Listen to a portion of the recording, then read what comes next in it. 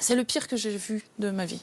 Vraiment. En fait, c'est choquant parce qu'on s'attend pas à ça de la part d'agents des forces de l'ordre. Je sais que la situation était tendue, j'y étais. On entendait vraiment une explosion toutes les secondes, toutes les 2 secondes. Mais je m'attendais pas, malgré tout, à voir ce genre d'image. Je pensais pas que des gestes manifestement dangereux pour la sécurité des manifestants avaient été commis délibérément. Il y a eu des tirs sur des manifestants qui étaient en train de se replier, sur des personnes qui étaient blessées. C'est le pire que j'ai vu de ma vie.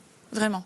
Il y avait des blessés partout, beaucoup de blessures sur les jambes ou à la tête. C'était très choquant ce qui s'est passé là. Il y a eu une défaillance quelque part. Il y a déjà des manifestants qui avaient témoigné. Ça n'avait pas été cru ou alors on pensait que c'était des gestes isolés. Là, ce que montrent ces vidéos, c'est que ça semble en tout cas être un peu plus que des gestes isolés. Donc oui, il y avait une sorte de climat de peur. Puis souvenez-vous, ça avait aussi été installé par le ministre de l'Intérieur de l'époque, Gérald Darmanin, qui la veille de la manifestation, 2 jours avant, avait fait tous les plateaux pour dire attention, ça va être violent. Il y a eu une enquête de l'IGGN déjà qui a été menée, qui n'a pas apporté de réponse.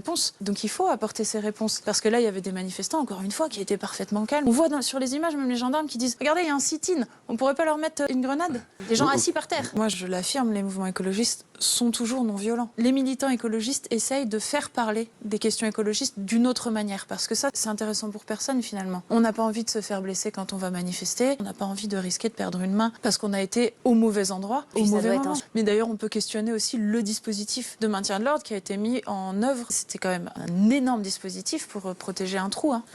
Faut quand même le rappeler. Avec 5000 gendarmes. D'ailleurs, dans les vidéos, il y a même des gendarmes qui questionnent mais pourquoi on est là? C'est même pas un bien public.